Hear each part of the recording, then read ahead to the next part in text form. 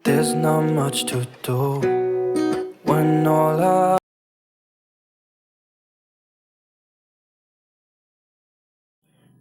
Assalamualaikum warahmatullahi wabarakatuh. Perkenalkan, nama saya Mutia Rahma dengan NIM 2011 dari Prodi Administrasi Pendidikan. Kali ini saya akan menyampaikan materi Administrasi dan Supervisi Pendidikan dengan dosen pengampu yaitu Bapak Dr. Hanif Al-Qadri MPD. Nah, pada kesempatan kali ini saya akan menyampaikan materi Administrasi dan Supervisi Pendidikan dengan judul materi yaitu Konsep Dasar Supervisi Pendidikan di Sekolah. Nah, yang pertama yaitu kita masuk dari pengertian supervisi pendidikan. Nah, supervisi terdiri dari dua kata, yang mana kata pertamanya yaitu super, yang artinya yaitu segala sesuatu yang nilainya melebihi dari kebanyakan yang biasa dilakukan oleh orang lain.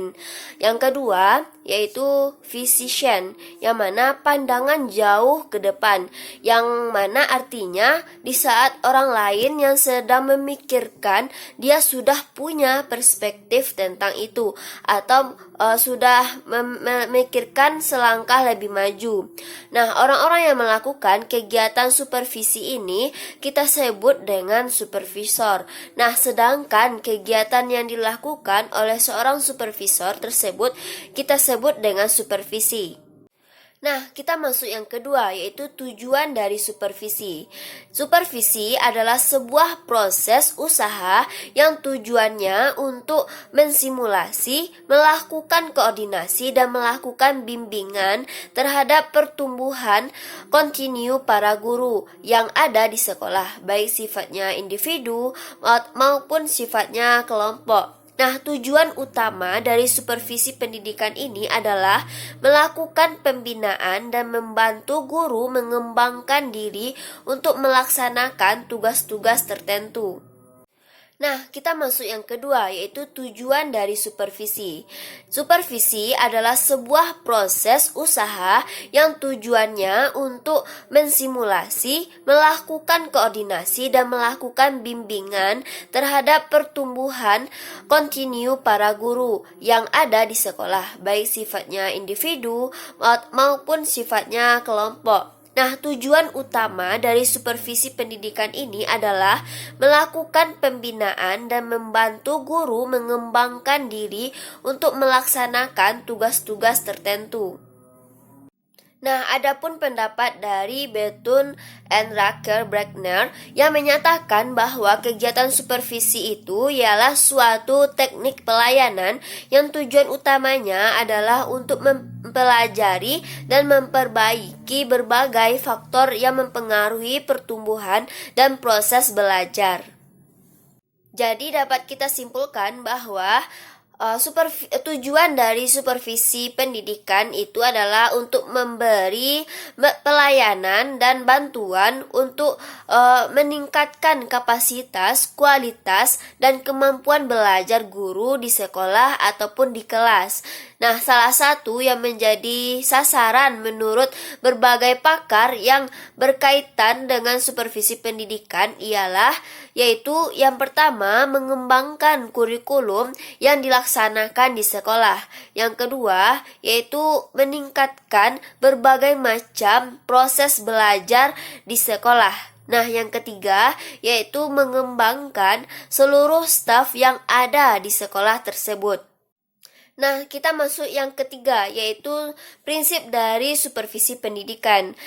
Nah, ada beberapa pendapat ahli yang mengemukakan ada 4 prinsip supervisi pendidikan tersebut, yaitu diantaranya yang pertama yaitu scientific atau prinsip secara ilmiah, yang mana maksudnya yaitu data-data yang digunakan berdasarkan kebenaran, yang mana persoalan yang akan dianalisis tersebut didesain berdasarkan data-data yang ada di lapangan. Nah, prinsip yang kedua yaitu prinsip demokratis, yang mana maksudnya yaitu kegiatan supervisi dilakukan kepada semua orang yang sama, di mana setiap orang mempunyai hak yang sama dalam mendapatkan layanan. Nah, prinsip yang ketiga yaitu prinsip kerjasama. Adapun maksudnya yaitu kerjasama sekolah dengan mereka-mereka yang akan disupervisi terkait dengan kualitas pelajaran. Nah, prinsip yang keempat yaitu prinsip konstruktif, yang mana maksudnya dalam rangka membangun pendidikan yang diterima oleh sekolah. Dan yang terakhir yaitu prinsip kreatif, yang mana mengkreat segala sesuatu menjadi lebih baik. Nah, adapun prinsip-prinsip positif dari supervisi pendidikan tersebut, yaitu diantaranya yang A, prinsip progresif, yang mana prinsip progresif ini yaitu maju selangkah demi selangkah, yang mana artinya adanya perbaikan demi perbaikan level ke level. Yang B yaitu prinsip inovatif, yang mana maksudnya yaitu mengupayakan adanya pembaharuan, adanya inovasi dan hal-hal baru dari supervisi tersebut. Yang C prinsip aman, yang mana maksudnya menimbulkan sifat aman bagi kedua pihak dalam kegiatan supervisi pendidikan tersebut atau kegiatan supervisi yang sedang dilakukan. Dan yang D yaitu prinsip reflektif, yang mana maksudnya yaitu memberikan kesempatan terhadap supervisor dan yang disupervisi untuk mengevaluasi diri. Nah, adapun prinsip-prinsip yang harus dihindari dalam supervisi pendidikan tersebut, yang mana diantaranya yang A, supervisi tidak boleh dilaksanakan secara otoriter dengan tujuan utamanya yaitu mencari kesalahan. Yang B yaitu supervisi tidak boleh mencari kesalahan-kesalahan.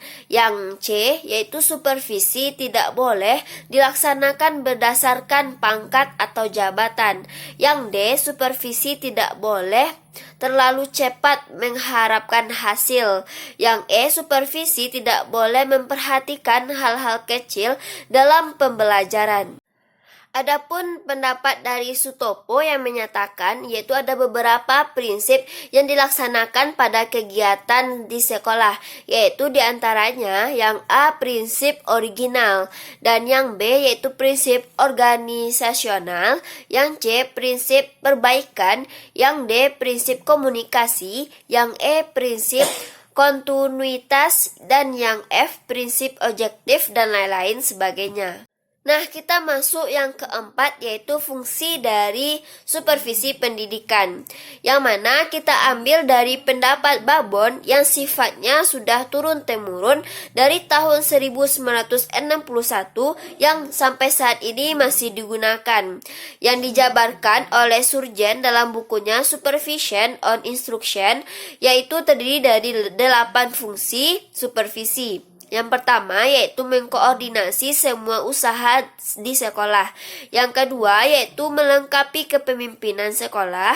Yang ketiga mencoba memperluas berbagai pengalaman yang dimiliki oleh guru. Yang keempat yaitu menstimulasi usaha-usaha kreatif yang ada di sekolah. Yang kelima yaitu memberikan fasilitas atau penilaian dalam kegiatan supervisi. Yang keenam yaitu menganalisis situasi yang ada di sekolah. Yang ketujuh memberikan pengetahuan kepada seluruh staf. Dan yang kedelapan yaitu yang terakhir memberikan wawasan yang lebih luas dan terintegrasi satu dengan yang lainnya. Sekarang kita masuk yang kelima yaitu peranan dari supervisi pendidikan. Nah, seorang supervisor dapat berperan sebagai koordinator, berperan sebagai pemimpin kelompok, evaluator yang berperan mencatat dari proses kegiatan supervisi ini, dan supervisor bertindak sebagai konsultannya. Nah, objek atau sasaran dari supervisi pendidikan ini meliputi 3 dominan, yaitu diantaranya yang pertama memperbaikan proses pengajaran, yang kedua yaitu melakukan pengembangan kurikulum, dan yang ketiga yaitu pengembangan staf atau orang-orang yang berada di sekolah termasuk para guru.